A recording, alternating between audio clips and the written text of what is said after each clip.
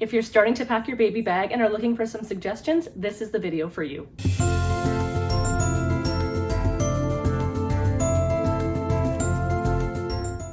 I'm Tina B. I'm a labor and delivery nurse and a mom of 4, and I am here to help you put your best belly forward. And in today's video, we're going to be talking about the things that I personally packed in my baby bag when I was getting ready to have my baby. So first things first, I always like to talk about diaper bags. Now, diaper bags are like any accessory. They are going to be super specific to what you like and your favorite types of things. For myself, with my 4th baby, I sort of smartened up. I downsized. I used to have the big, like over the shoulder, oversized diaper bag, and I just found that it was too much and too awkward to carry around. So I actually moved to a smaller bag and I did a backpack style, and I find that this is way more comfortable.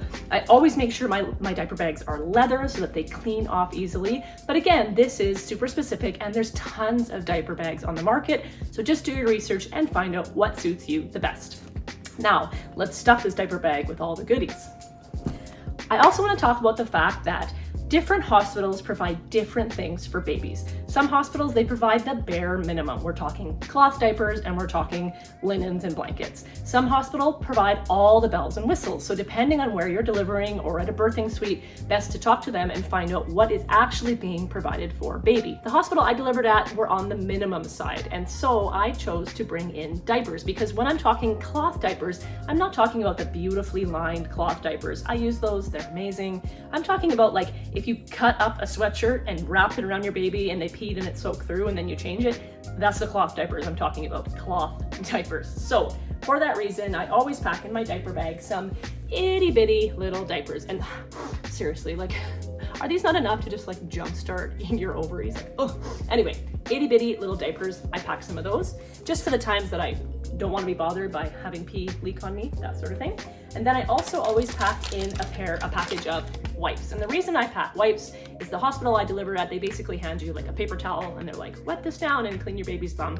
I just find that wipes just do a better job. I love this company for their wipes, but just find a company that you like, that you want to support. And if you'd like to bring wipes, put it in your diaper bag. If we're talking about bums and diapers and wipes, we should also talk about diaper creams. Now, it's not really necessary, I don't think, to put in an exclusive like zinc oxide diaper cream for baby. Their skin does not need that. They're not gonna have a diaper rash on their first day earthside. So, but if you're comfortable with this and this is what you love, I mean, go ahead and throw it in there. I personally love something like this. This one is the CeraVe Baby Healing Ointment. It's a petroleum-based product. You can use whatever you prefer, or nothing at all. But I like to include this because not only does it make their bums soft and protected, it also makes those first meconium poops kind of slide right off a lot better. And also, pro tip, this, I use it all the time at home on my lips. So if you forget your chapstick when you're going into labor and delivery and you pack this for your baby, double duty for this product.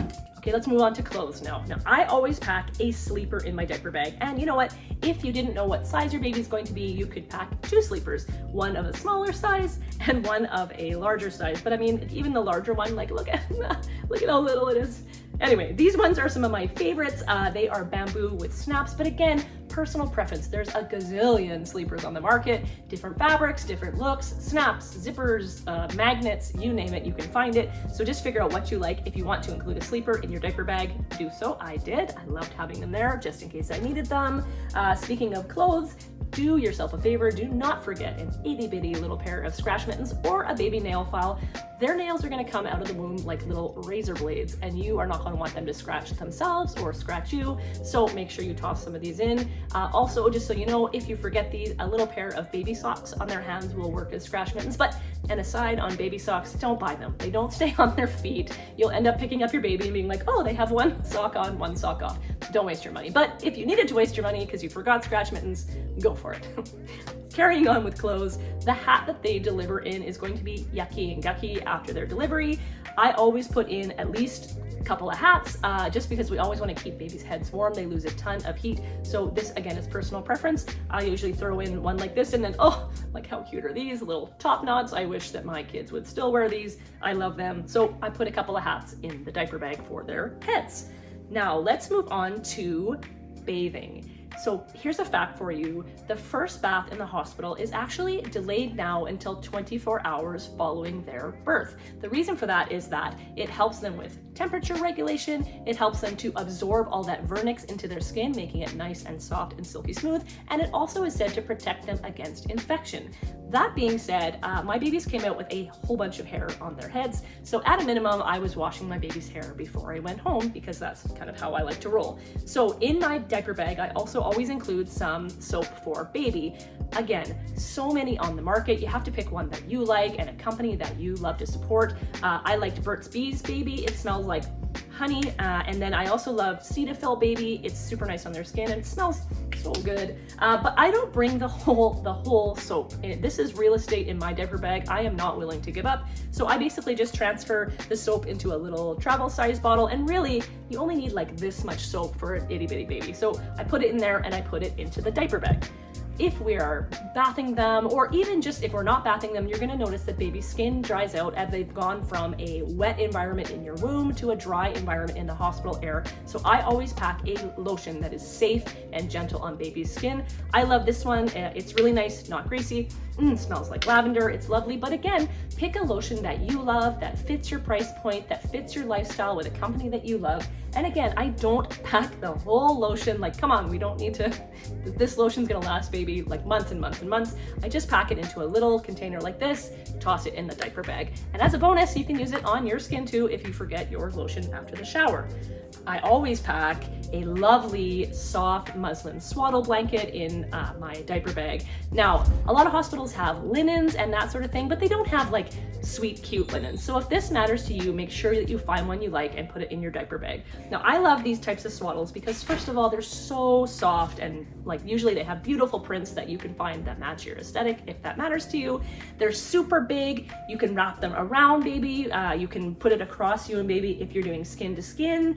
If somebody is coming in to visit and you are feeding and you're not comfortable being exposed, you could use this as a cover up. You can wrap this around their mattress in their bassinet if you want to take fresh 48 photos. They're just lovely to have on hand. So I pack one or two in the diaper bag. And the other thing I love about it is that it's quickly going to become your favorite baby blanket because you have all those memories attached to it from the hospital, right? Like this is still my favorite blanket from all of that. So I put that in the diaper bag. Now let's talk going home outfit. This is the one, right? This is the moment. You've been thinking about this outfit for months and months. You've finally planned it out and now it's time to pack it. So you're gonna take your going home outfit, you're gonna put it into your diaper bag. Now, if you don't know how big your baby's gonna be, you can pack the same outfit in 2 different sizes. You can pack 2 different outfits, one smaller, one bigger. If you don't know the gender, you can pack one for boy, one for girl. Whatever you need to do, you're gonna get it into your diaper bag. Now for me, it was pretty simple. It was a pair of pants, one bigger, one smaller, and oh, look at how small these little white ones are. Anyway, a pair of pants and a onesie to go with, and then of course a pair of shoes because the girl's got to have her shoes. I also had really cute shoes for my boy babies as well, and a hair piece or 2 for their head. While I am talking about onesies though, I want to bring something up. Let's acknowledge first how cute and sweet this is. Oh, it's so amazing, right? I agree. Now I'm gonna tell you why, as a labor and delivery nurse, I don't like onesies in postpartum. But don't come for me.